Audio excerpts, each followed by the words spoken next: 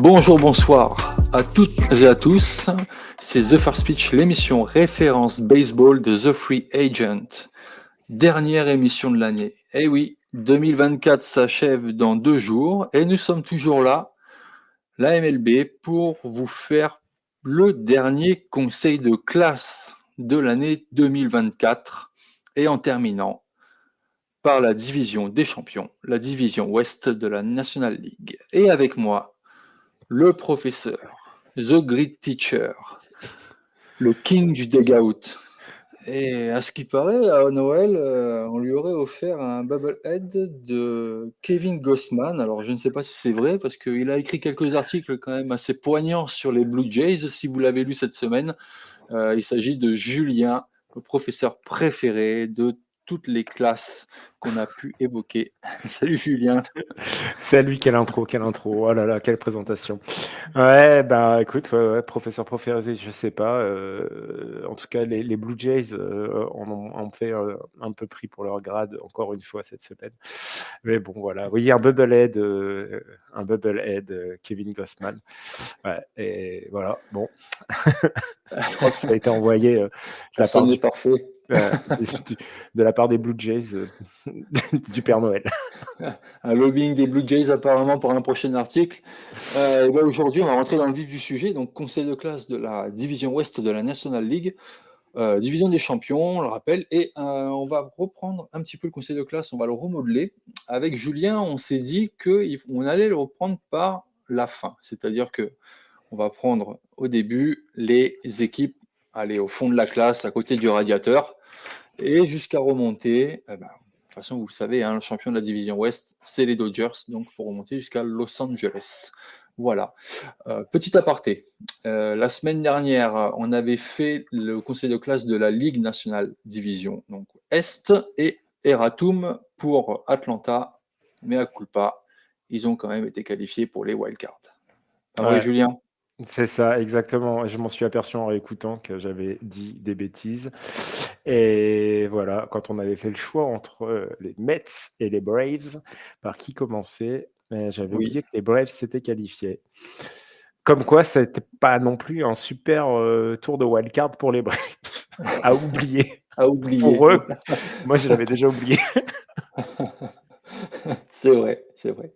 Allez, sans plus attendre, on va commencer le conseil de classe par les Colorado Rockies. Donc 61 victoires et 91 défaites.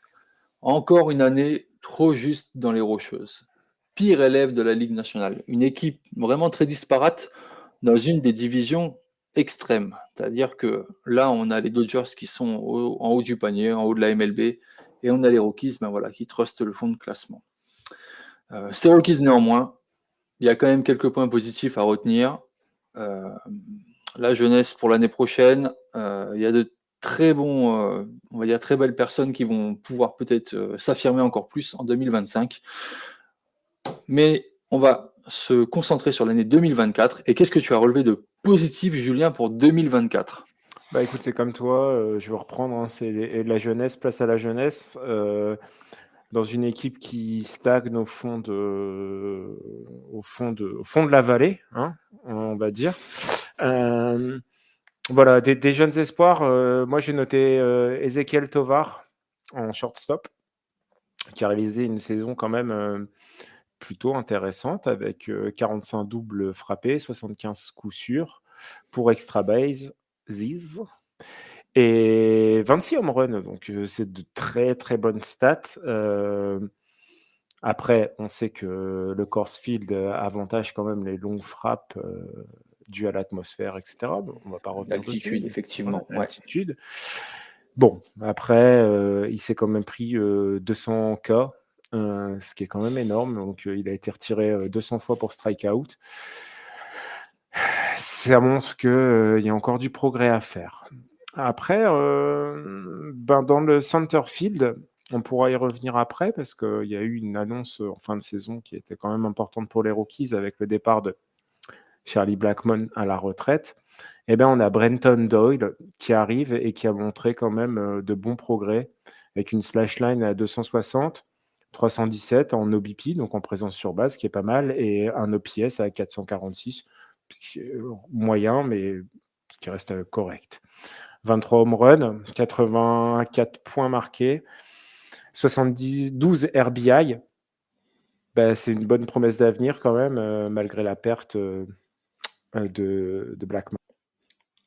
Après, un autre point que j'ai vu, c'était des jeunes lanceurs qui arrivent, qui sont vraiment pas mal, qui ont montré des progrès. Donc, Victor Vodnik, Angel Chivili, Luis Peralta, Alvorsen aussi, qui sont plutôt pas mal. Et donc voilà, en fin de saison, ils ont montré quand même un bon potentiel. Alors certes, en fin de saison, il y a moins de pression.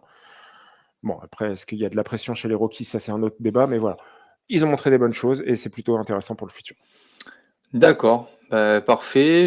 Moi, je pourrais ajouter, au niveau des frappeurs, on a quand même des power hitters en puissance. On a rappelé donc Ezequiel Tovar et Brenton Doyle. Donc, on a 4 joueurs au-dessus des 20 home runs cette saison, donc avec McMahon, Doyle, Tolia et Tovar. Ce qu'on pourrait aussi rajouter, bon, c'est anecdotique, mais ils ont quand même 2 victoires de plus que l'an dernier. Donc l'amélioration vient au fil des années pour eux. Voilà. Bon, on sait très bien qu'il y a eu des blessures cette saison qui ont été capitales pour les Rockies. Voilà, juste un grain de sable dans l'engrenage et puis voilà, la machine est enrayée. Au niveau des points négatifs, tu as pu relever quoi, Julien, sur les Rockies? D'abord, je vais rebondir sur ce que tu as dit, mais 2 victoires de plus l'année dernière. Ce qui est pas mal, c'est que dans 30 ans, on peut espérer les playoffs pour les Colorado Rockies. Et ça, il faut que les supporters et voilà, et encore un peu d'espoir. Blague à part, les points négatifs. J'ai parlé du positif chez les jeunes lanceurs, mais le problème, c'est que tout le pitching il est catastrophique, quoi. C'est l'ERA la plus faible en collectif de toute la MLB avec 5,48. C'est vraiment beaucoup. De toute façon, dès que vous êtes au-dessus des 5, ça commence à être un peu catastrophique. Que ce soit bullpen, partant, c'est médiocre. C'est médiocre. Il n'y a aucun lanceur qui a une ERA en dessous de 4. Donc voilà, on sait qu'une bonne ERA, à peu près, ça va tourner aux alentours de 3. Là, si on n'en a pas un en dessous de 4, ça montre que c'est compliqué. Pour vous dire, c'est que le point positif, ça pourrait être Kinley avec une ERA qui est inférieure à 5. C'est pas bon du tout. Et puis après, c'est les problèmes offensifs persistants. C'est un des problèmes qu'on a évoqué tout à l'heure sur Tovar. Sur Tovar. Oui. Tovar.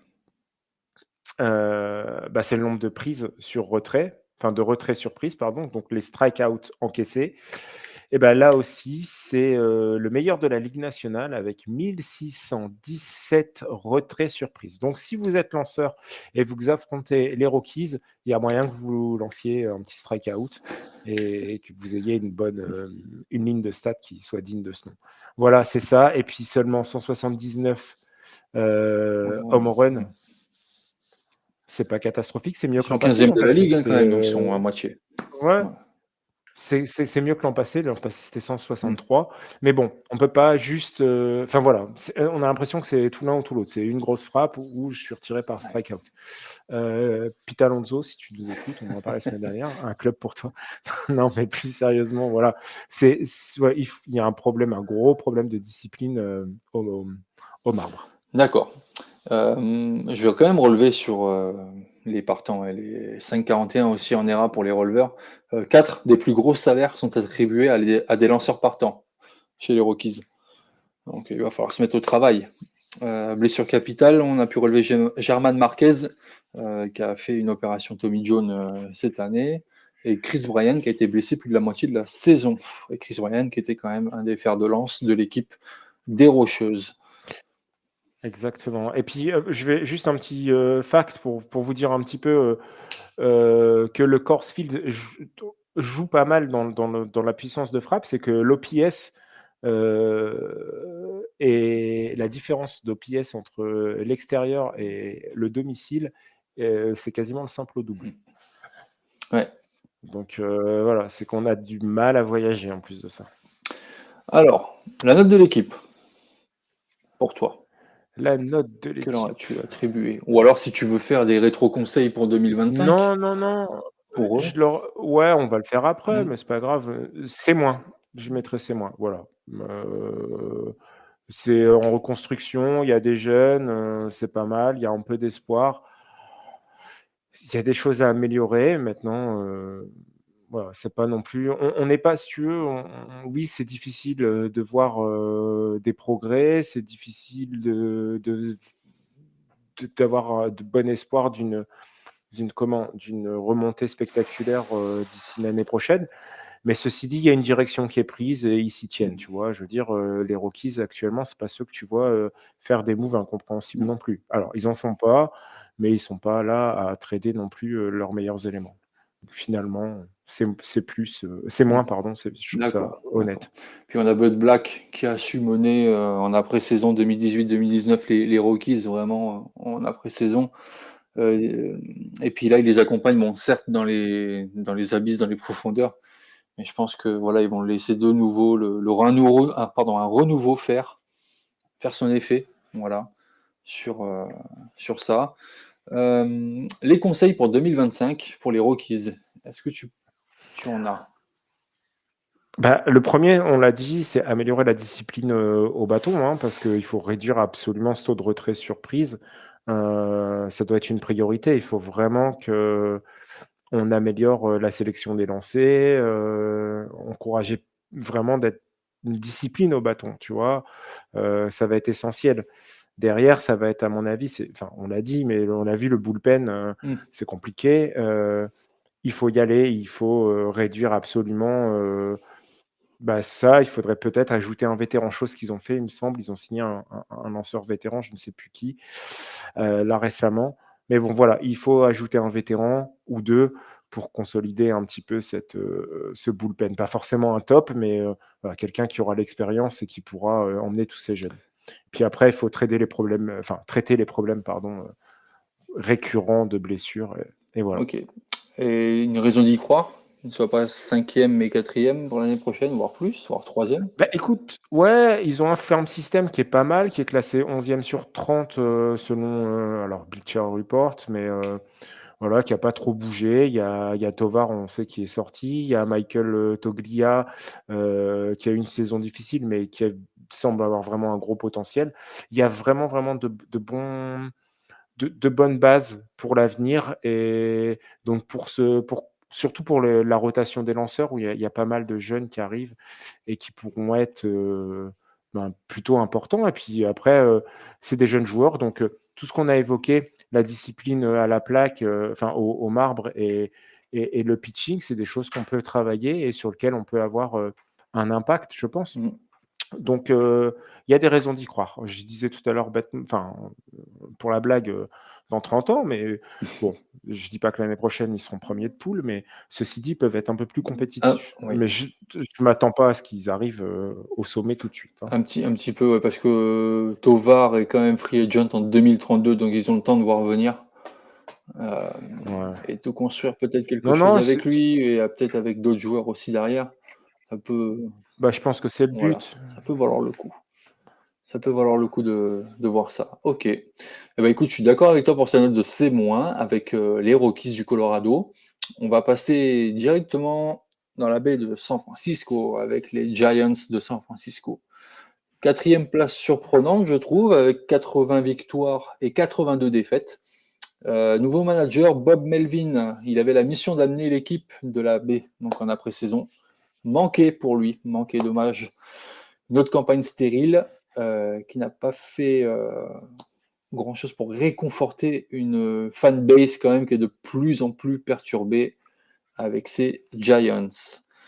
Euh, Point positif, il y en a, et on a, je pense, la naissance d'un leader, et on a aussi l'avènement d'un chef d'opération baseball qui est en train de se mettre en place. Je pense que tu vas nous en parler dans les points positifs. Bah, J'en parlerai plutôt dans les conseils après parce qu'on voilà, mais pour revenir à ce que tu disais, non, bon, allez, on a trop teasé, je pense, mais l'arrivée de Buster Posey là, qui connaît très bien le club, qui reprend le management, je pense qu'en effet, ça va solidifier, ça va amener, quelque chose, un nouveau visage. Il va vraiment pouvoir influencer sur les choix stratégiques. Et voilà, et je pense que c'est la meilleure personne qui pouvait. Il fallait quelqu'un du cru, quelqu'un qui connaisse bien, qui soit attaché au club, et je pense que ça va être une bonne chose. Et après, pour revenir à ce que tu disais aussi, c'est que il faut pas voir aussi, on va voir le reste de la division, mais c'est pas un bilan. Alors, si on a un bilan négatif, 80-82, c'est une victoire de l'équilibre. C'est quand même une division difficile. Alors certes, on les voyait peut-être plus haut et peut-être un peu mieux, mais remettons dans le contexte, c'est pas si mauvais que ça. C'est pas si mauvais que ça. Pour un quatrième, non, c'est pas si mauvais. On a des quatrièmes beaucoup plus, on va dire, Ouais, ouais, négatifs. c'est plutôt un très bon Mmh. quatrième, tu vois. Mais après, bon, c'est pas une division facile, et ça prouve que on y reviendra. C'est pas pour rien qu'on l'a fait ce dernier épisode de conseil de classe sur la NL Mmh. West. Mais c'est une division où il faut quand même. La moindre erreur, elle peut être fatale. Bon, allez, tu m'avais demandé les points Oui. positifs. Je vais y aller. Vas-y. Matt Voilà. Chapman, c'est première saison à San Francisco, et bah, quelle saison, hein. C'est meilleur joueur de l'équipe, hein, pour moi. Une ligne de stats qui est vraiment intéressante. Peut-être une moyenne au bâton qu'on pourrait un peu élever, qui est que de 247. Enfin, je m'entends.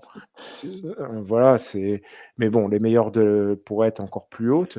Par contre, un OBP, donc une présence sur base qui est à 328, ça c'est vraiment pas Mmh. mal. Un OPS donc un peu limité à 463. Mais bon, est-ce que c'est vraiment ce qu'on lui demande? Parce qu'il est vraiment très fort des 2 côtés, quoi. C'est surtout en défense, c'est encore un Gold Gold Glove. Glove cette Mmh. année. Top 11 Voilà, MVP. puis Mmh. il sait être clutch. 27 home runs cette année, 98 points marqués, 78 RBI. C'est quand même pas mal, et puis là, ils viennent de le re-signer, donc Combien d'années? Et là, ils ont ils ont sécurisé, je pense, leur homme fort, hein. 6 6 ans, ans. 151 Ouais. millions sur 6 ans, et puis c'est la bonne affaire parce qu'ils ont fait ça avant la off-season. Ils ont joué, ils ont été bons parce que là, on a vu l'envolée des prix et des salaires. Bah, sur des postes comme ça, là, les corners, ça devient compliqué. Première base et troisième base, on sait que le marché, bah, cette année Tendu. est Mmh. particulièrement Mmh. tendue, ouais, de par le nombre de joueurs, et puis aussi par les noms qui sont disponibles. Donc, je pense qu'ils ont fait une bonne affaire, parce que je pense qu'ils s'ils avaient attendu, ils n'auraient pas payé le même prix.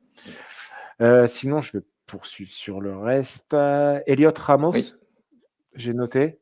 Très bonne première année complète, complète, complète. Rien à dire de plus. Il a vraiment été un bon contributeur de l'équipe. Il a eu un taux de barrel. Donc, le taux de barrel, comment l'expliquer simplement? C'est la qualité de vos frappes, en gros. Ça va dire donner la qualité de la frappe, pour faire très simple, vraiment très simple. Et comment on frappe, la qualité et la force, et bah, il a un taux qui est à 14,5, ce qui est très, très, très bon quand même. Donc ça vous montre un joueur qui a une capacité à frapper fort, et ça, c'est pas négligeable dans une équipe qui a sans doute besoin de gros frappeurs. Qu'est-ce que j'ai encore? J'ai Tyler Fitzgerald aussi en arrêt Oui. court. Mmh. Alors, ça va bouger pour lui à mon avis, mais un OPS à 831. Voilà, donc il a un apport offensif qui est quand même excellent, qui sait voler des bases en plus. Donc c'est plutôt pas mal parce qu'il a pas, C'est sûr qu'il va bouger parce qu'avec les l'arrivée de Willy Adames, qui voilà, est on en arrêt court parlera de après, mais métier, ouais, il bougera. ouais, il va bouger, peut-être en deuxième. Mais bon, vraiment une très bonne saison. Après, les lanceurs, ça a été pas trop mal.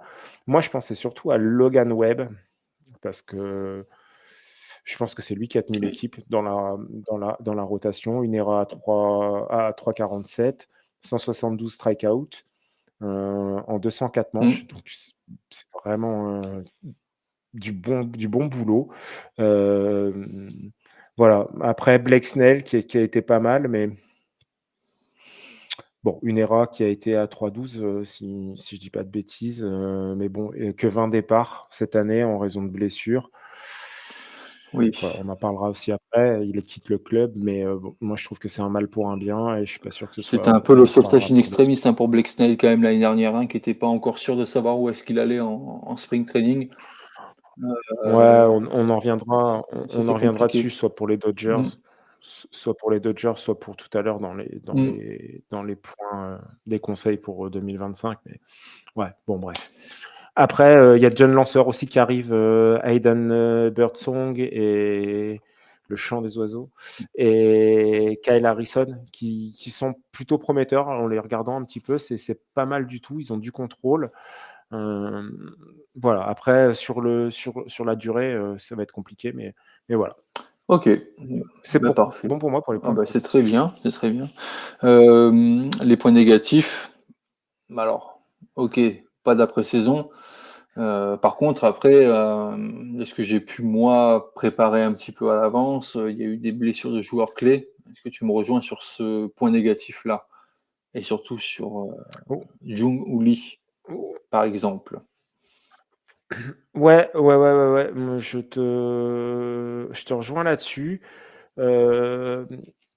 Après, voilà, c'est les blessures, c'est toujours un facteur un peu plus difficile à contrôler, mais disons que ça a porté préjudice un petit peu à l'équipe, on l'a vu.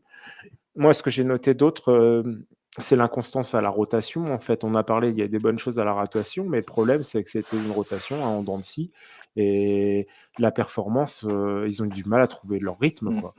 Donc on n'a pas pu compter sur une rotation stable, et ce qui a dû, précipiter des sorties de starter plus rapides, et du coup, on a usé le bullpen un peu plus vite, quoi, parce que quand on sort le starter, en 2e ou 3e manche, derrière, il faut faire un match avec le bullpen, et ça, c'est pas du tout évident et difficile à gérer.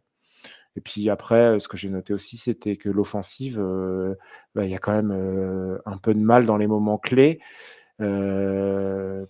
C'était pas terrible, quoi. Quand il y a des joueurs en position de marquer, l'équipe, c'est la 24e de la ligue. C'est, une moyenne au bâton qui redescend à 234 dès qu'il y a des joueurs sur base. Donc on n'est pas capable de faire rentrer les joueurs, et ça, voilà, c'est pas top. Le poste de shortstop, ça a pas été ça, même si Fitzgerald fait une bonne saison, mais on sait que c'est pas là où il doit jouer. C'est compliqué. Jorge Soler,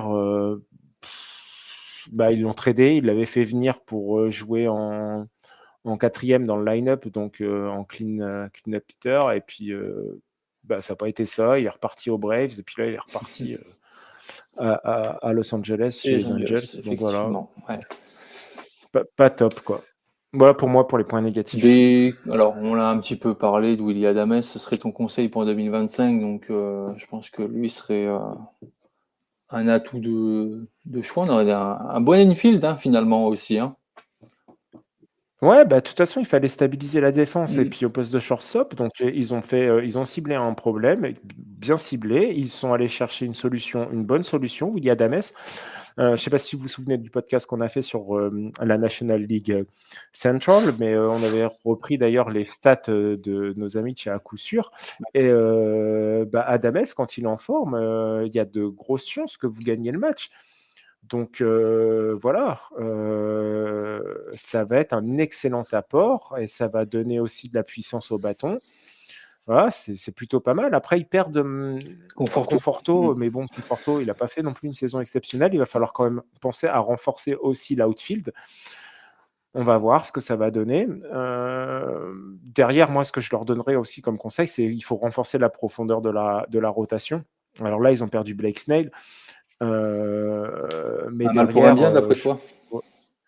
moi, c'est un mal pour un bien, parce que j'ai pas trop aimé son comportement, si tu veux, avec eux, parce que ils ont été patients avec lui.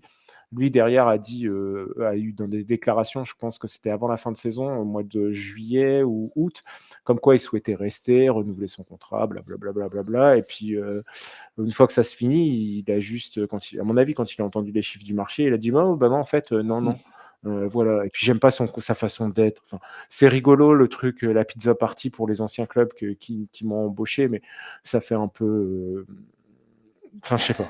Si t'es pas là pour ça, pense à jouer au baseball, surtout quand tu as une saison qui est difficile parce que tu as des blessures, parce que t'es pas forcément tout le temps consistant. Tu as passé 30 ans au bout d'un moment, c'est bon, tu as plus 20 piges, tu es un joueur sur lequel on compte. Pense à ton jeu avant de penser à autre chose et à ça. Ça déstabilise. Un lanceur, ça a besoin d'être dans son match, ça a besoin d'une concentration, ça a besoin d'avoir une mentalité particulière. Alors peut-être on va me dire, bah ouais, mais Blake Snell, en fait, il s'est switché à fond dans sa mentalité de tueur pour tout de suite. Ouais, ok, peut-être, mais je pense que tu perds de l'influx, tu perds pas mal de choses et c'est pas une bonne chose. Et ça montre aussi, tu vois, des problèmes de constance. Voilà, c'est aussi là. D'accord. Les raisons d'y croire. Allez, on y croit pour la Giants en 2025, d'après toi? Bah, j'y crois parce que, bah, ouais, tu vois, ils ont fait les bons renforts, ils sont vraiment au pitching, ils ont Logan Webb. Je sais pas ils en font pas venir un autre, hein, au pitching là, Je vais regarder le pendant la temps que tu off-season? peux. Je sais plus. Mais, voilà, ils ont des jeunes lanceurs qui arrivent, qui pourraient donner une profondeur, intéressante sur le monticule pour les saisons à venir. Je pense à Birdsong, que j'ai sauté tout à l'heure, et à Kyle Harrison.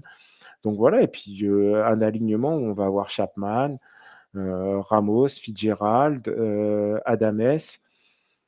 Ça va être pas mal et une défense qui peut être correcte. Après, il faut renforcer en effet. Ils trouveront sans doute une pièce pour l'outfield, mais ça va être assez intéressant. Après, ils doivent tabler sur ce qu'ils ont actuellement, parce qu'il ne faut pas qu'ils comptent sur leur farm system, parce que même s'il y a des joueurs talentueux, ils sont derniers de la ligue, je crois, dans le farm system, et ça va être compliqué. Ils vont sortir sans doute des bons joueurs, hein, à un moment donné, et puis on sait que le développement des joueurs, c'est soumis à pas mal de choses. Rien n'est véridique à l'heure où on parle, mais voilà, rien n'est figé, pardon, mais il est possible qu'ils sortent quelques bons joueurs, mais je pense qu'il n'y a pas de talent brut et suffisamment pour être optimiste, en fait, tu vois. C'est ça qui manque, je pense. Donc il faut jouer avec ce qu'ils ont là, bien trader, et voilà. Et puis, mais ils construisent sérieusement. Et puis, comme tu l'as dit, l'apport de Buster Posey va faire du bien à cette équipe parce qu'il est attaché au club. Il a une vraie mentalité. On le sent, on l'a vu dans son interview de prise de fonction. Voilà, Il veut mettre il sa veut pierre faire à les choses l'édifice, ouais, tout à sérieusement. fait, ouais. Il veut faire les choses Ouais, bien. et je pense que ça va être une bonne Mm. chose. Alors, au niveau des trades, non, ils n'ont pas tradé de lanceurs, de ce que je regarde sur Spotrac. Ouais, ils ont signé Ils ont signé personne. personne. Non, non. Ouais. La dernière signature, ça a été Bon, Robbie Ray en janvier 2024. Voilà, qui a été tradé. ouais. Voilà. Quelle note leur attribues-tu aux Giants de San Francisco, pardon? J'hésitais entre C et C+, mais tu vois, je vais leur mettre C+. Euh, Parce que ils sont à la croisée des chemins, là, tu vois. Ils ont des talents intéressants, perfectibles, ils ont des performances solides, des vétérans. Il y a vraiment je pense qu'ils ont trouvé, bon, là, c'est pour la suite, mais ils ont trouvé le bon liant avec Adames, je pense. Mais tu vois, derrière, ça peut être une équipe qui peut rivaliser vraiment avec les meilleurs et qui a su rivaliser avec les meilleurs, hein, parce qu'ils n'ont pas un bilan intra-division, je crois qu'il est équilibré, il est de 26-26. Mais voilà, ils ont su rivaliser avec les autres équipes. Maintenant, il faut gagner en constance. Donc, il y a manqué de constance, je pense, et de régularité, et de trouver un rythme. Voilà, c'est pour ça, c'est plus. D'accord, parfait. On va passer l'actu chaude du moment. C'est tourné vers l'Arizona. Et on part en Arizona avec les Diamondbacks. Breaking news avec Corbin Burns qui a signé chez les Diamondbacks. Un peu à la surprise générale de toute la baseball sphère mondiale, nous les premiers, et finalement, Ouais, surtout nous. surtout nous, et finalement, coup de maître pour moi des D-backs. Un coup de maître, voilà, ils ont su voler ce lanceur partant avec des équipes qui ont été là: «Oui, on était sur le coup» et cetera. Enfin bref, vous savez de quoi avec qui je parle, hein, Julien. Ouais, ouais, je vais dire un truc, justement, avant qu'on démarre le podcast, là, j'ai rapidement lu une brève, à ce sujet. Donc il y avait les Blue Jays et que je dise pas de bêtises, je sais plus quelle équipe, je crois que c'était San Francisco, justement. Et en fait, le choix de Corbin, qui proposait des montants plus élevés. Et en fait, ce qui a pesé dans la balance, c'est les taxes de l'État d'Arizona qui sont bien En moindres, donc Californie, des ouais, ils sont impôts, en beaucoup plus gros. élevés, c'est vrai. Mmh. Et du coup, en fait, c'est ça qui lui a fait se dire, «Je préfère l'Arizona et je vais en Arizona». Le salaire qu'il lui propose sera plus net que, enfin, quand j'entends dans plus net, c'est qu'il y aura moins de différence avec le brut au Canada et en Californie. Donc c'est ça qui a fait pencher enfin, qui a La fait pencher la balance, balance, tout à fait. envers les D-backs. Voilà, donc Corbin Burns, un article que vous pouvez retrouver sur le site de chez TFA ou sur l'application. On passe donc à notre saison 2024 des D-backs avec 89 victoires et 73 défaites. Ils ont perdu le fil en fin de saison. Ça s'est joué vraiment, vraiment de peu. Julien, tu me l'avais dit en préparant l'émission qu'ils ont commencé à jouer au baseball en septembre. Ils se sont retrouvés à égalité avec les Mets et les Braves, une égalité où ils étaient donc à part. Voilà. Ils ont été quand même la meilleure équipe à manquer les séries éliminatoires depuis les Blue Jays, tiens donc, et les Mariners, voilà, qui ont échoué tous les deux en 2021. Est-ce que Mais c'est ça, voilà, hein, enfin, enfin, c'est exactement ça. Enfin, ils ont commencé à jouer, avoir un pic de forme, on oui. va dire, juillet, août, début septembre. Et puis quand il y a eu de la pression, en fait, ils se sont complètement effondrés, là où il fallait pas, en Mm. fait. Enfin, on pourra en reparler, mais rapidement, peut-être pour faire, pardon, un quelque chose de global, j'ai l'impression que cette équipe-là, en fait, tant qu'ils sont pas sous pression, tant qu'on parle pas d'eux, ils font de très grosses performances. Parce les performances, ils en ont fait vraiment. Vraiment une équipe. J'enchaînerai tout de suite après avec les points positifs, si Oui. tu veux, mais tu vois, c'est une équipe qui est capable de faire de très grosses performances. Je pense qu'on les a attendus parce que c'était le finaliste de l'année dernière en début de saison. Et en début de saison, ils n'y sont pas arrivés du tout. Ils n'y arrivaient pas. Dès qu'on a commencé à dire, pour eux, c'est fini, etc., ils se sont mis à faire des séries complètement dingues, avec quand même un OPS, ça va faire partie des points positifs. D'ailleurs, je vais le faire tout de suite, mais c'est le meilleur de la MLB. C'est un OPS collectif à 777. C'est le meilleur de la MLB. Derrière, je crois que c'est les Phillies derrière, un truc comme ça. Enfin voilà, ils ont mis 157 runs en septembre avant de s'effondrer. Et voilà, on en parlera. Il y a un point, il y a vraiment un match particulier où ça s'est senti. Ketel Marte, ça a été une véritable machine cette année. 36 home runs, 95 points produits, une slash line, il est presque à 300 de moyenne au bâton, il est à 292. C'est exceptionnel. Il s'approche presque des 400 en présence sur base avec 372. Un OPS qui est à 560. Et donc, il apporte positivement, vraiment, dans l'effectif en attaque, en tout cas, il apporte. Corbin Carroll, lui aussi, il finit, par se remettre de son mauvais Voilà. départ, de Mm. l'année après avec, 22 home runs, 35 bases volées, une moyenne à 260 au bâton. Enfin, après ce début de saison complètement raté, Eugenio Suarez, pareil, 30 home runs, 101 points produits. Christian Walker, qui a quitté le club là à l'off-season, mais ceci dit, il a été et quand on voit sa ligne de stats et ce qu'il a produit, on sait pourquoi il était demandé au poste de première base cette saison, mais c'est 26 coups de circuit, 84 points produits, vraiment une attaque puissante, puissante, mais tant qu'elle n'est pas sous les radars, parce que dès que la pression est arrivée, Ça s'est cassé. Bon, ça, j'y reviendrai après. Pour terminer sur les points positifs, si tu veux bien, il y a quand même Justin Ouais, Martinez en fin de j'allais t'en saison qui a parler. été vraiment un très bon une bonne lueur d'espoir, tu vois, avec une ERA qui était à Oui, 2,48. C'est quand même exceptionnel, une moyenne avec 91 strikeouts en 72 manches, 0,2. Mmh, 2 mmh. tiers. Donc, je sais pas si vous vous rendez bien compte, c'est qu'il a mis, Et 8 sauvetages il a une aussi.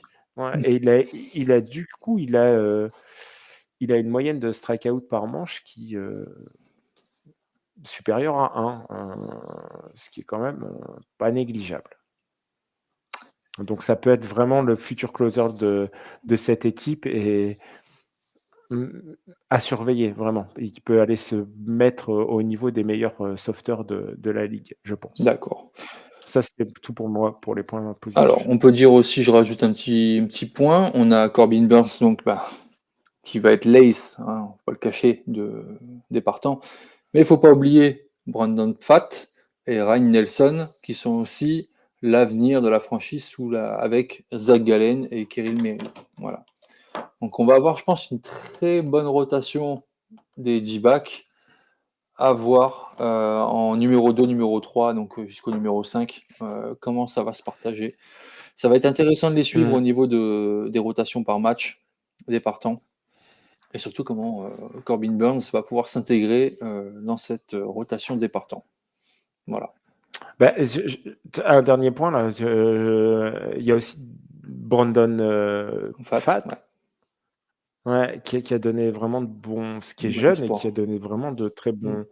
très bons signes, très bons signes et du coup, si tu veux, on peut passer au point négatif parce que mon premier point Eh négatif va oui, être sur les ouais. lanceurs, cette fameuse rotation. Parce que Jordan Montgomery, ça a pas été du tout, hein, mais C'est pas fou, pas fou. ça a pas été Ouais. ça. Ouais. On en attendait beaucoup et ça s'est pas entre blessure et performance, ça a été compliqué. Une ERA à 6,23. Je pense que c'est pas ce qu'on attendait de lui quand on l'a fait venir, quoi. Eduardo Rodriguez, ça a pas non plus été la meilleure saison. Du coup, on a une rotation, une starting rotation, qui avait affiché, une ERA de 4,63, 27e dans la MLB. C'est vraiment pas terrible, quoi. Heu, Après Brandon Pfaadt, je pense il a manqué de constance. Rinnie Nelson aussi qui a montré de bonnes choses, mais pareil, Ouais, ils sont tous au-dessus de 4 hein, en ERA, donc voilà, il faut travailler. ouais, Mm. il y a eu des bons matchs, mais il y en a aussi de très Mm. mauvais, quoi.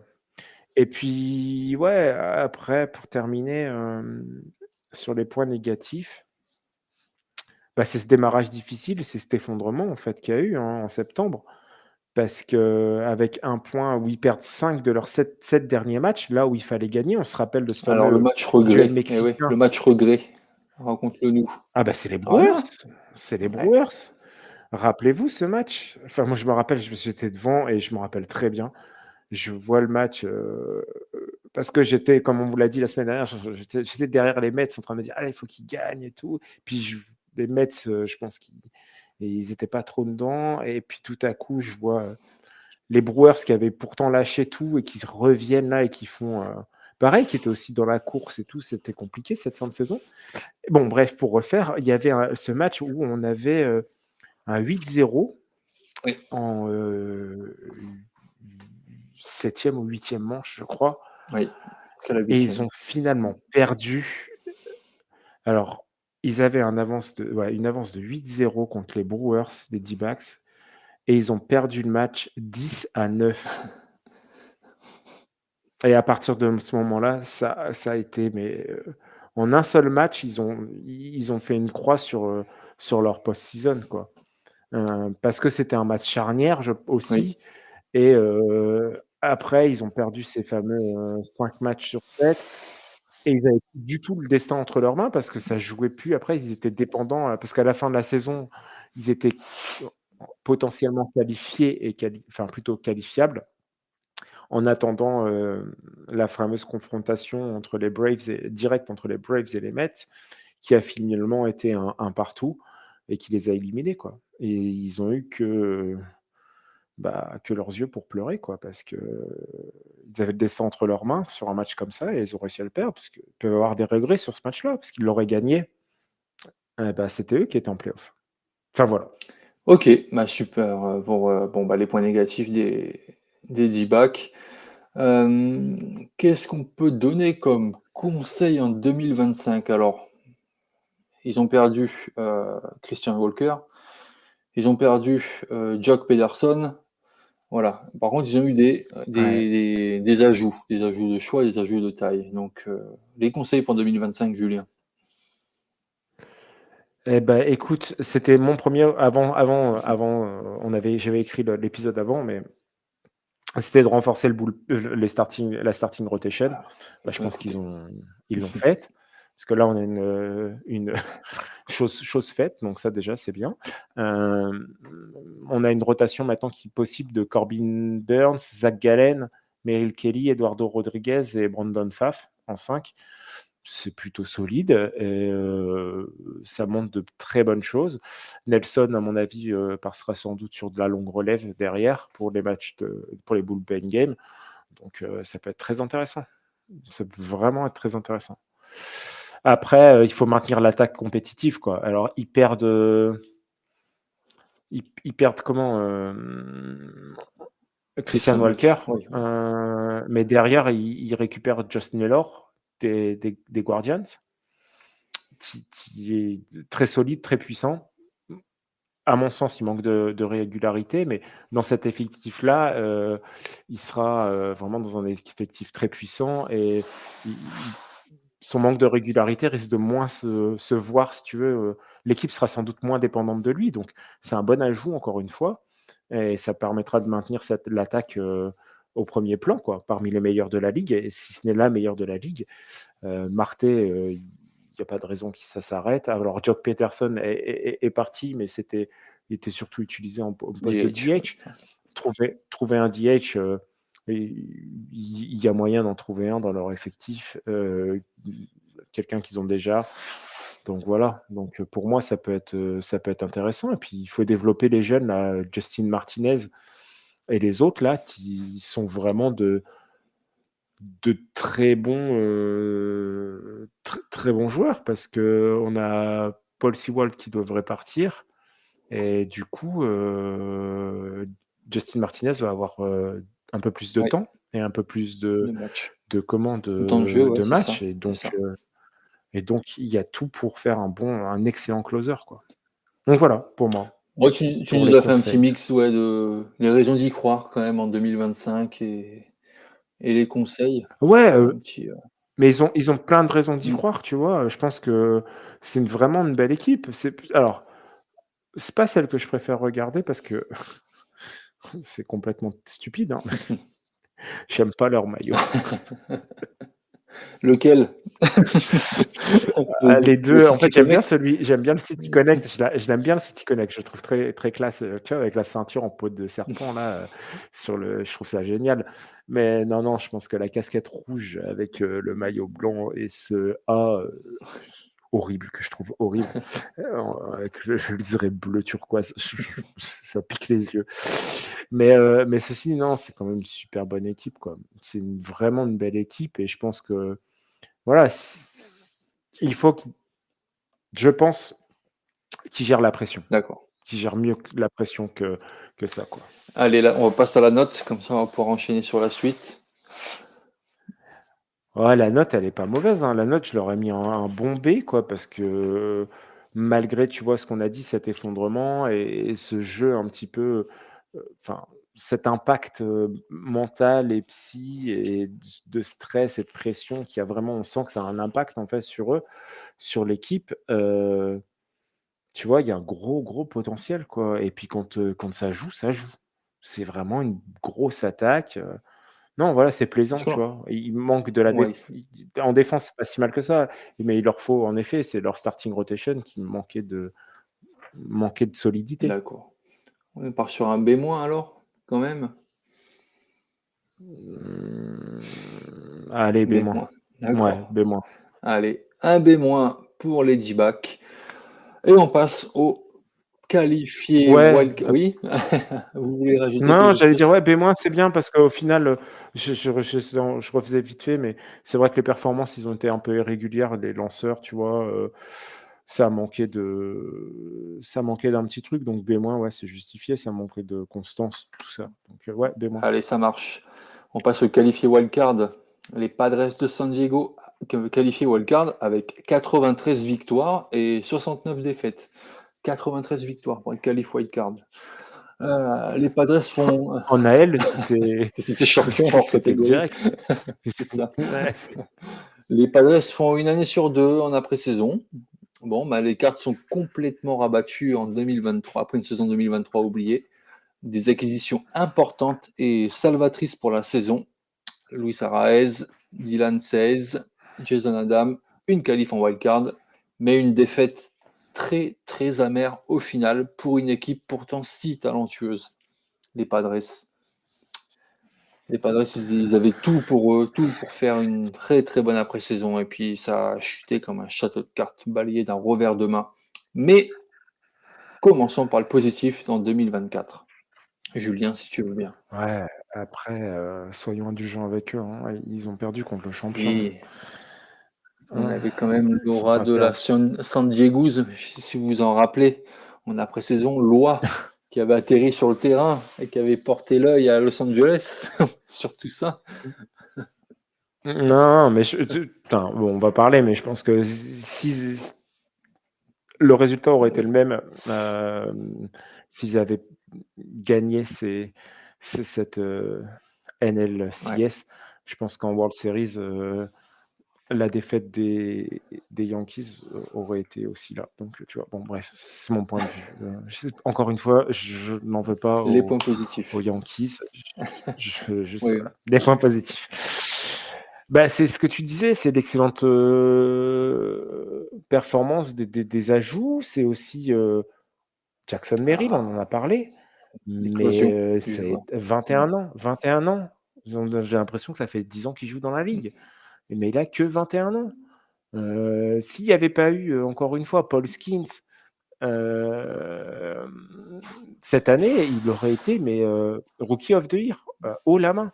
Il a vraiment été brillant. J'ai vu un joueur, son jeu défensif et son impact dans les moments clutch, tu vois, il a été là, quoi. En attaque, il a été présent. Alors oui, il y a eu une période un peu plus creuse, mais ceci dit, fin de saison et playoff, il a été là, il a joué comme un vétéran. Et ça, c'est non négligeable, quoi. Et vraiment, moi, j'ai trouvé ça vraiment bon. Profar aussi, qui fait une bonne saison. Un joueur qui est pourtant moyen, mais cette année, il fait une bonne saison. Enfin, je veux dire, c'est pas. Quand on parle d'outfield, je dis moyen, mais Jurickson Profar, c'est pas le mec qui vient à l'esprit dans les Oui, meilleurs je suis outfielders d'accord. de la ligue, quoi. Et cette année, il fait une saison, il fait une bonne Mm. saison. Tatis aussi fait une bonne saison. Un rendement. Enfin, tu vois, tous les deux, ils ont un rendement assez bon, quoi. Malgré les blessures, tu vois, Tatis, ça reste 21 home runs, OPS à 900, quoi. Et je reprends sur Jurickson Profar, mais c'est une moyenne qui est à 280 et 20 home runs. Enfin, c'est solide, c'est vraiment pas mal. Les acquisitions, je reviens dessus, mais de bonnes acquisitions aussi, parce qu'on t'a parlé, je sais pas si tu as parlé de Dylan Cease Oui. et Michael King. Alors, pas Michael King, non, pas Tu encore. vois, Mais 6, oui. Mm.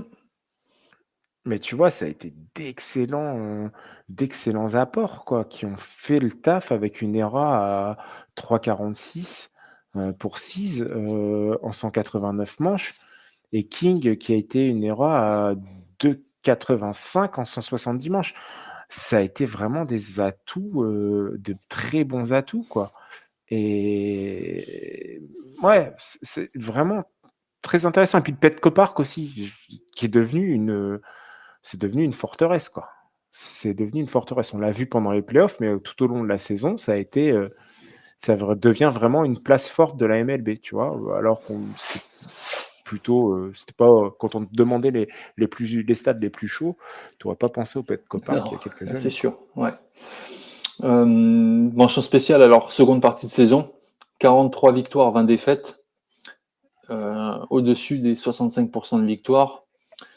On a vraiment une équipe qui, l'outfield est au-dessus en attaque, tous All-Star, ok, le DH, Profar, Merrill en Silver Slugger. Bref, l'attaque des Padres, franchement, statistiquement, sur la saison régulière, ils ont été au-dessus. Vraiment, ils ont été capables de pouvoir rivaliser avec les Dodgers, on est d'accord. Je m'en vais sur l'enclos des releveurs avec Robert Suarez en fer de lance avec 36 sauvetages quand même. Une apparition All-Star. Et la très bonne surprise de Jeremiah Estrada, voilà, qui a été là aussi. Mention honorable donc, pour les acquisitions aussi, on n'a pas oublié, de Martin Perez et Tanner Scott. D'accord ou pas? Ouais, si, je suis d'accord. Voilà pour ces points positifs des Padres. Maintenant, qu'est-ce qui manque aux Padres? Qu'est-ce qui a manqué aux Padres en 2024, Julien, sur ça? Est-ce que la défense pour toi en infield a été brillante? Je dis ça parce que je vois Xander Bogaerts d'un œil, tu vois, donc pour moi, Ouais, c'est... je vais revenir sur lui, mais après, moi, il y a des choses qui ont été plus criantes. Moi, je pense qu'il y a un problème, c'est surtout sur la première et la deuxième base, où il n'y a pas de première base de métier. Enfin, il y en a un, mais il joue de seconde base. Oui, Conan oui, Worth est première c'est base ça. normalement, de métier, et on l'a décalé en Ça fait deuxième des base. années qu'il joue en deuxième base, hein. Euh, Et on le voit, hein, de toute ouais, façon, hein. voilà, ouais. On a dû faire un platoon, en fait, avec Solano et Arraez. Alors Solano est un excellent joueur utility player, vraiment. Arraez, pour moi, c'est un très bon seconde base. Il a eu du mal en défense cette année et pour moi, il y a un problème, sur ce Mm. point-là, tu vois? Il y a des joueurs vraiment de très bons talents, mais il faut faire un choix au bout d'un moment parce qu'il y a pas de stabilité, tu vois? Et Arraez, moi, je pense qu'il y a une bonne prestation offensive, mais sa défense, il en manque de confiance parce qu'il en manque de repères, en fait. Donc ça nuit à l'équipe au final et Dieu sait que j'aime Luis Arraez, hein, je Oui, sais c'est vrai, c'est votre c'est chouchou. ouais, ouais, exactement. C'est mon joueur préféré actuellement et vraiment c'est compliqué, quoi, de voir un si bon joueur, quoi, qui a du mal. Alors il faut clarifier la situation en 2025. Il va falloir faire ça et puis, après, bah, les problèmes, c'est, ouais, Xander Bogaerts. Il a lutté, un peu Ça a été pendant dur, hein. longtemps, hein, que ce soit en attaque ou en défense donc, tu vois? Alors il arrive quand même avec un OPS à la fin de saison à 688 mais ça a pas répondu aux attentes et puis la blessure de, Ha-Seong Kim, Ça n'a pas fait du bien non plus. Non, non, non, non. Alors du coup, ce poste de shortstop, c'était un peu compliqué, ouais, quoi. ça je suis d'accord. C'était 2 points un peu difficiles. Donc voilà, ça c'est 2 gros points. Après, c'est la rotation, qui aussi a été un peu, qui a souffert de blessures quand même, hein, parce que Musgrove, ça a pas été, enfin, c'est l'année à venir où il va se faire opérer pour une Tommy John, si je dis pas de Mm. bêtises, c'est cette année? Enfin bref, donc ça va être, tu vois, c'est des choses qu'il aurait fallu jouer et puis après, c'est la performance, en post-season, tu le disais, mais l'équipe, elle a été très bonne, mais elle a été, décevante, en fait, sur les 2 derniers matchs, pour moi, tu vois? Tu peux pas dominer, cette équipe. Les Dodgers, ils les ont dominés cette année, en saison régulière et en post-season, ils y sont pas du tout arrivés, tu vois? Sur les 2 derniers matchs, ils ont pas réussi alors qu'ils en avaient qu'un à prendre. Ils sont allés perdre 2 fois, voilà, c'est dommage et puis tu peux pas non plus c'est quand même c'est alors t intra-division, les Padres, c'est la seule équipe contre qui les Colorado Rockies ont gagné une série, tu vois? La série Oui. contre les Padres, tu peux pas gagner contre les Dodgers et aller perdre contre les Rockies, tu vois? C'est qu'au bout d'un moment, il y a aussi un problème. Je pense que c'est un problème de l'équipe, tu vois? Qui se met, à mon avis, de la pression et une envie folle et tu le sens quand ils jouent. Mais tu vois, tu peux pas non plus. Au bout d'un moment, ça va pas marcher parce que le jour où ça clique pas, où les choses vont pas, et bah, tu Ouais, vois, on le voit, c'est ce qui s'est passé en post-season. C'est qu'au bout tout à d'un fait. moment, quand de l'autre côté, ils ont plus envie que toi, bah, ça coince. Donc il faut trouver quelque chose pour améliorer tout ça. Donc Je voilà pour les mettrais un petit point encore sur le farming system qui était très reconnu pour les Padres dans MLB. Il a pris un sérieux coup avec les acquisitions qu'on a citées juste avant. Mais chez les Padres, on le remarque, il y a un cycle de 2 ans en moyenne pour le renforcer. Donc, et surtout, ils ont un calme plat en off-season là, aussi. Donc, est-ce que ça va continuer? Voilà, faut qu'ils continuent après, à farmer. mais Et ils ont quand même ils ont 2 meilleurs prospects encore dedans. Ils les ont pas encore bah, lâchés. ouais, c'est ça et puis c'est à des postes qui sont stratégiques pour eux, tu vois? C'est Voilà, De Vries voilà. en shortstop et puis, on pourra en reparler, mais là, ils ont perdu Gashoka qu'ils avaient fait venir, qui a fait une plutôt bonne saison, mais mieux que Yankees, tu vois? Mais, Higashioka, il a fait une très bonne saison. Il a su même suppléer Campuzano qui a été très médiocre, on va dire, cette saison ouais et au tu poste vois, de receveur. ils ont un, Ethan Salas qui Oui, joue catcher, qui joue receveur, qui oui, est derrière, qui est aussi un très bon oui, prospect. Donc ouais. ils ont perdu, je pense, en qualité, tu vois? Mais plutôt en nombre de joueurs, mais ils ont maintenu, à des postes charnières, tu vois? Ils C'est ont plutôt gardé leur top intéressant. prospect. Ouais, je suis Ouais. d'accord. Ouais, Mmh voilà. et c'est bon, Allez, voilà. Après ils ont et récupéré les un conseils donc, bah, voilà, les conseils pour 2025, garder leur prospect, je pense. non, mais ça, ils devraient le faire. Enfin, j'espère qu'ils seront pas bêtes, mais il faut plutôt qu'ils aillent chercher sur de la sur de la free agency, ou du trade avec, parce qu'ils parlent de trader là, ce que j'ai entendu récemment, c'est qu'ils parlaient de trader, Luis Arraez, je sais plus qui, Bogart et voilà et King, de les mettre tous les 3 sur la liste des joueurs transférables. On va voir, ça peut rapporter des choses, hein. Ça peut rapporter des choses. Moi, ce qu'il devrait faire, le premier truc, c'est déjà re-sign Profar. Après la saison qu'il a faite, je pense qu'il ne faut pas trop prendre. Il n'y a pas une grosse prise de risque, c'est pas un gros contrat, il ne va pas aller chercher des sommes astronomiques. De toute façon, là, on le sait aussi dans les news récentes, c'est que Teoscar Hernandez n'est plus disponible vu qu'il a re-signé aux Dodgers. On en reparlera juste après. Ouais. Donc voilà, il reste plus que Santander dans les gros noms. Et après, je pense que le nom suivant, c'était Profar. Donc, il faut le re-signer assez vite, tu vois. Il faut renforcer la rotation parce qu'avec Musgrove qui va se faire opérer, King qui veulent pas plutôt perdre, ça va être compliqué, tu vois. Il va falloir faire. On parle beaucoup de Sasaki. euh, il va falloir tout donner pour essayer de le signer, tu vois? Et puis après, c'est ce que je disais tout à l'heure, Mmh. il va falloir aussi clarifier un petit peu cette position seconde base, première base, hem et trouver quelque chose. Là, sur le marché de la première base, c'est compliqué. Ils n'ont pas, à mon avis, les finances nécessaires pour signer des gros noms. Donc il va falloir faire un move intelligent, quoi. Voilà et puis OK. après, Et gérer Bogart.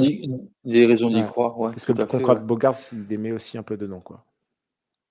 Mmh. Les raisons d'y croire en 2025 Bah, il y en pour a eux. beaucoup, tu vois? Pour moi, ça continue, ce sera encore même s'il y a des pertes et cetera, ça restera une équipe, encore ultra talentueuse, tu vois? Et il faut continuer avec ça et puis Jackson Merrill, bah, voilà, ça va être encore une autre star dans l'équipe. Donc moi, il y a plein de raisons d'y croire, tu vois? Après, faut voir comment ça va marcher. Donc voilà. OK, d'accord. Bah, d'accord, ça marche. Les raisons d'y croire pour les Padres. Moi, je pense qu'on y croit tous à la rédac avec, l'équipe qu'ils ont et les ajouts et les jeunes en plus pour l'année prochaine. Ils ont moyen de taper plus haut que ça en wild card avec les Padres. Donc, on arrive à la fin de notre classement de la division ouest de la Ligue nationale avec les champions, les Dodgers. Et donc les Dodgers, un peu particulier, hein, on va prendre le temps, oui et non, mais on va quand même il y aura beaucoup de points positifs, un peu de points négatifs, je vous l'accorde. Mais quel beau champion. Vraiment un champion incontestable cette saison. qui a gagné quand même le duel East Coast-West Coast, donc face aux Yankees. Mais les Dodgers, voilà, c'est aussi une saison régulière menée de main de maître dans une division qui n'est pas facile. Est-ce que pour toi, Julien, tu veux rajouter une petite intro pour les Dodgers, pour en fait les mettre bien dedans, pour qu'on soit bien avec eux? Avant de faire ça, je vais juste faire un truc qu'on a oublié de faire juste avant, c'est qu'on n'a pas mis de note au Padres. Ah oui, les notes, c'est vrai, Allez, du coup, pardon. je fais ça vite. Moi, je mets B+, je sais pas toi ce que tu mets, mais je pense que B+, c'est bien. Moi, j'avais mis un B, ouais. J'avais mis un B+, oui Un B+, aussi. parce Et que ben ça fait voilà, partie de nos équipes quand même qu'on a aimé suivre et qu'on a aimé vraiment avec, c'est ce ça. potentiel de dingue et voilà et puis, il y a eu des hauts, des bas, un peu d'inconstance, mais ceci dit, ça a été une équipe très, très agréable à regarder, que ce soit en saison régulière ou en post-season et pour ça, B+. Allez, on Voilà, enchaîne on sur les peut points et du positifs des coup Dodgers, ouais. C'est parti, ouais, allez, action. je vais pas rajouter, tu as déjà tout fait. Donc point positif, bah, saison, exceptionnelle d'un homme, du Babe Ruth, japonais. D'ailleurs, on va arrêter ces comparaisons. C'est Shohei Et Ohtani et voilà, point, c'est c'est la tout naissance et d'une on la légende. tient On est en train de et vivre ça. ouais, voilà. On est un peu dithyrambique certes, mais voilà, ce qu'il a fait, c'est exceptionnel. 54 home runs, 59 bases volées, en créant le club du 50-50. Enfin voilà, il s'est placé tout seul, en haut, au sommet des stats et des performances. Voilà, ça a été, vraiment, vraiment le la la cerise sur le gâteau. Il y a d'autres Après, cerises autour quand même, dans ces points positifs. ouais, il y a pas chez les Dodgers, il y en a pas qu'une cerise. Oh la vache. Bah, d'ailleurs, c'est un gâteau à la cerise, en fait. C'est plutôt Otani était la petite crème chantilly par au-dessus. C'est plutôt ça.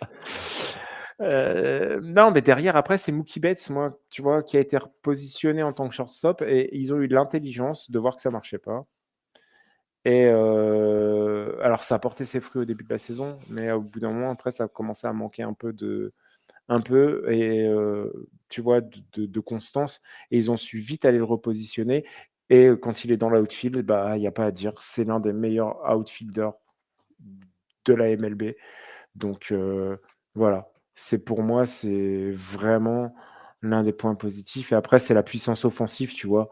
Freddie Freeman, Teoscar Hernandez, Ohtani, Betts, rien que ça a été, et on l'a vu, Freeman qui sait être clutch en plus.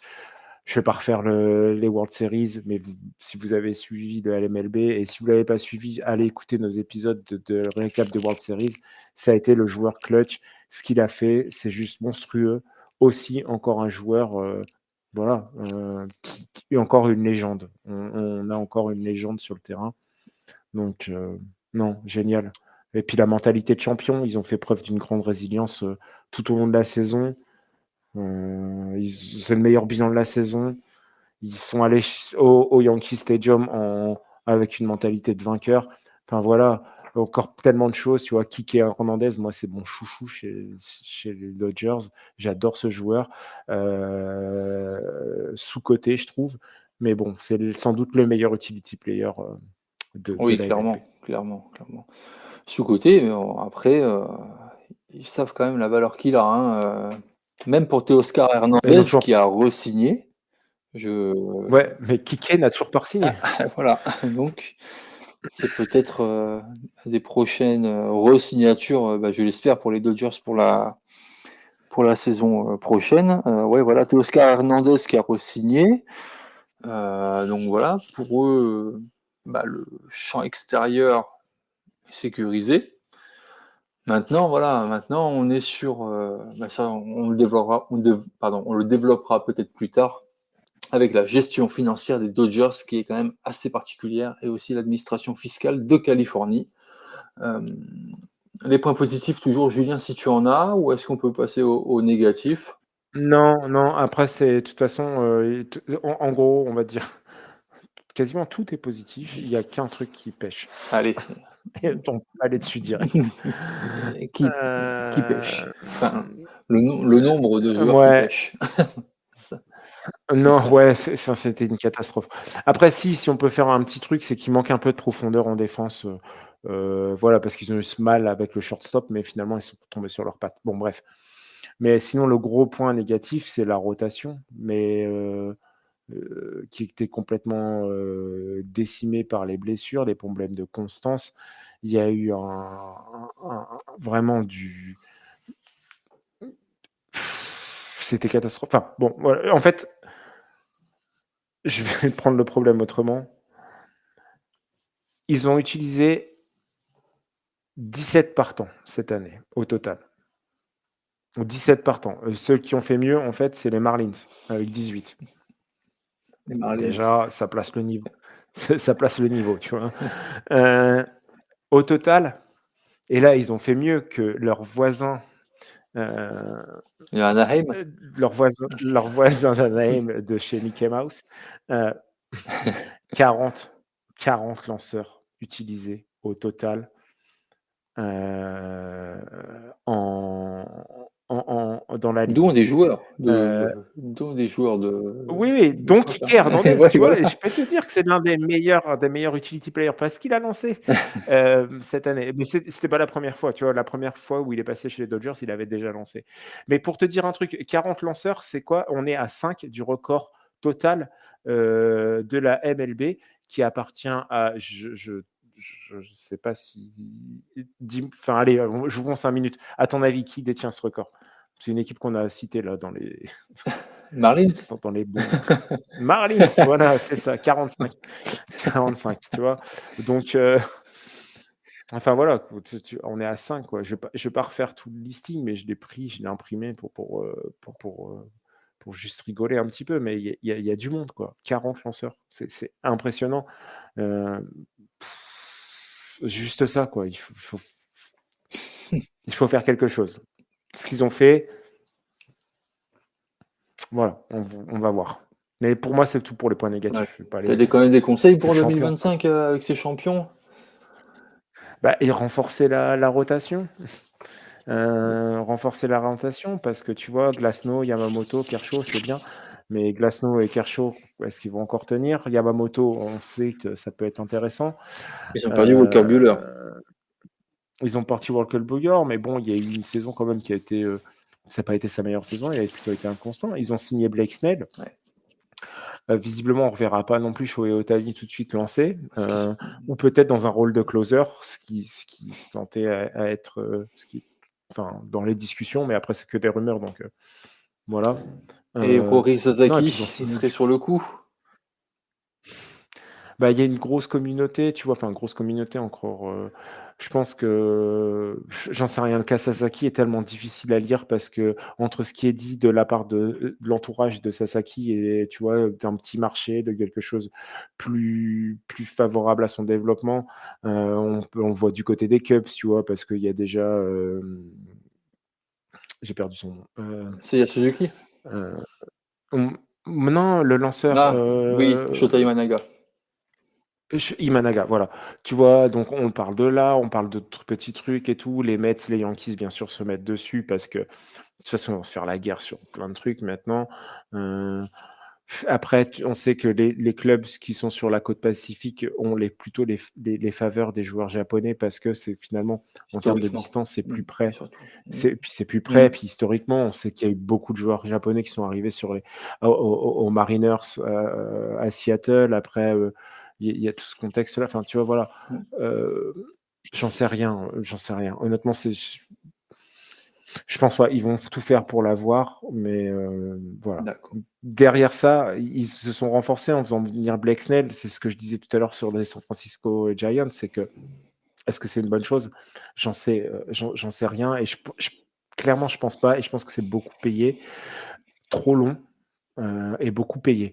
Maintenant, on va voir. J'espère qu'il me fera mentir. En tout cas, j'espère pour les fans des Dodgers, mais je suis pas sûr que ce soit le bon apport et l'apport qu'il fallait.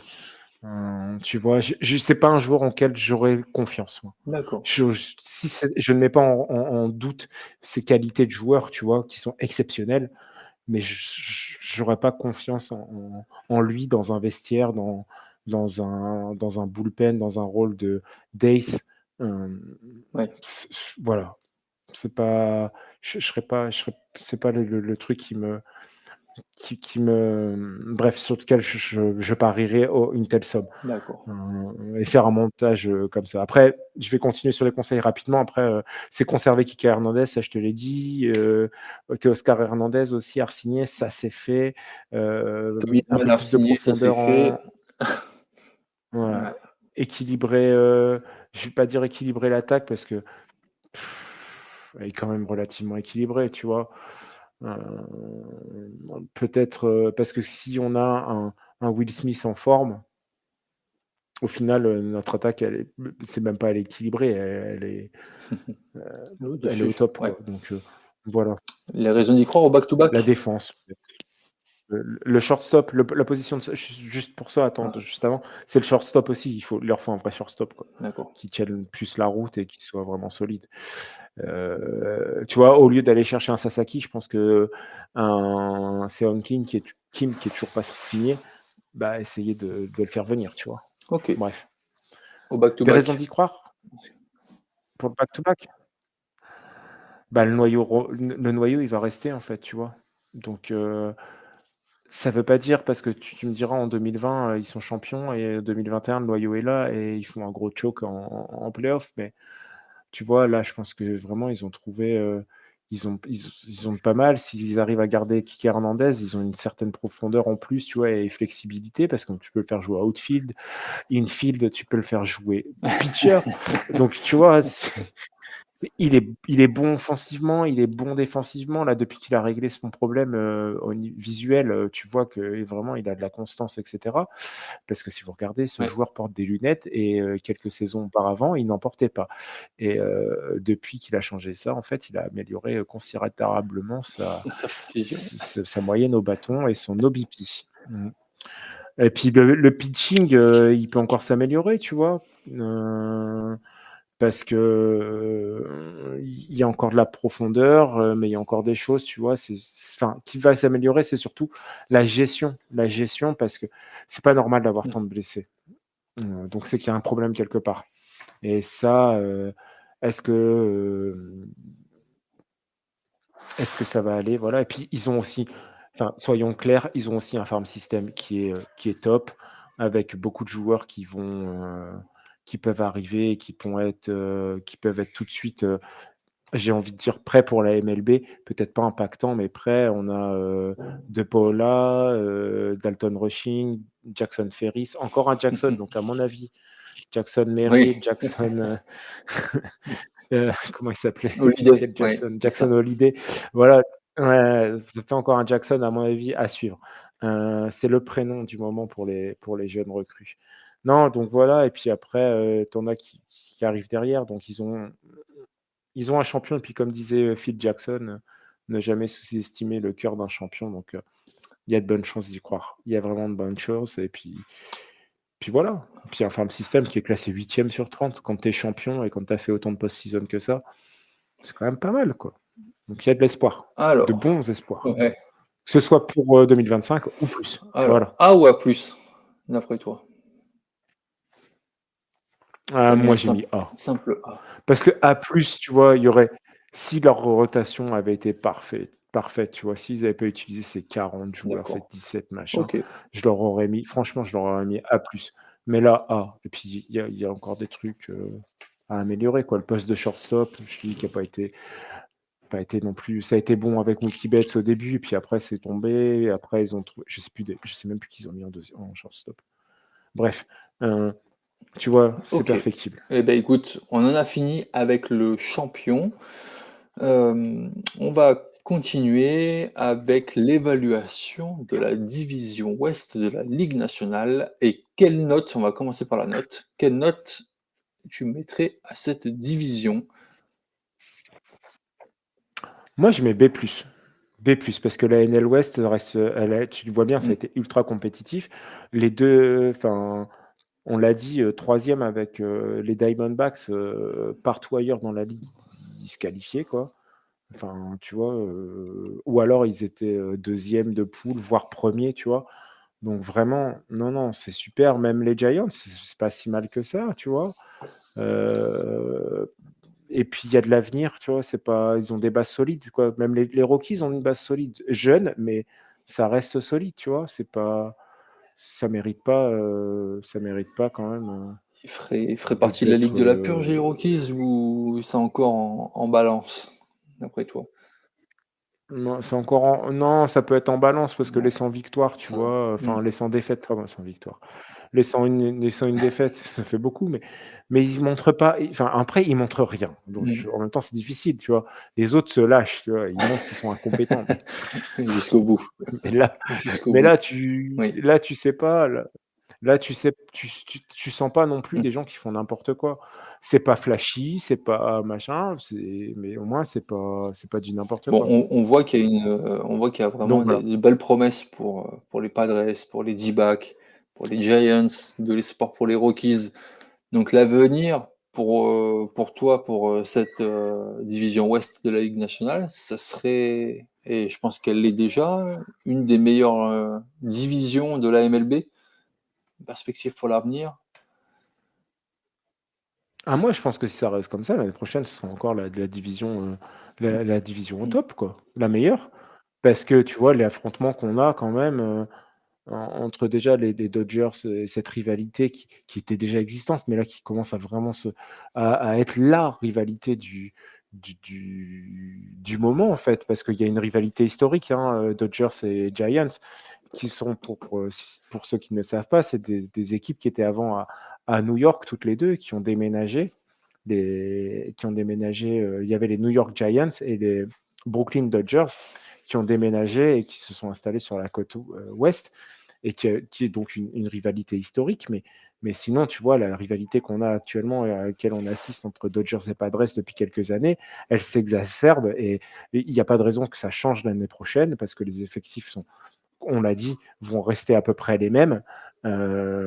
Donc voilà, les Giants qui ont fait un recrutement très intéressant avec Adames notamment, qui vont revenir dans la course. Les Diamondbacks, même s'ils perdent Christian Walker, ils ont fait des ajustements au top en allant mettre Corbin Burns et Josh Naylor. Donc ils vont être compétitifs. En tout cas, sur le papier, il y a tout pour un sacré duel à 4 équipes. oui, Tu te rends compte, c'est oui. 4 équipes, quoi. 4 équipes sur 5 qui vont se disputer pour à Et peu près 3 encore, places en on playoff, l'a dit quoi. tout à l'heure, le Ce wild card serait. a été mis par les Padres avec 93 victoires. Donc, il faut voir le Tu vois, mais ça, tu sais très bien que on pourra pas non, avoir 4 ouais. équipes en playoff, mais on Mmh peut mh. en avoir 3, tu vois. Donc ouais, c'est largement, D'accord. c'est faisable, hein. Et ce serait peut-être on peut potentiellement on peut en Ouais. avoir 4.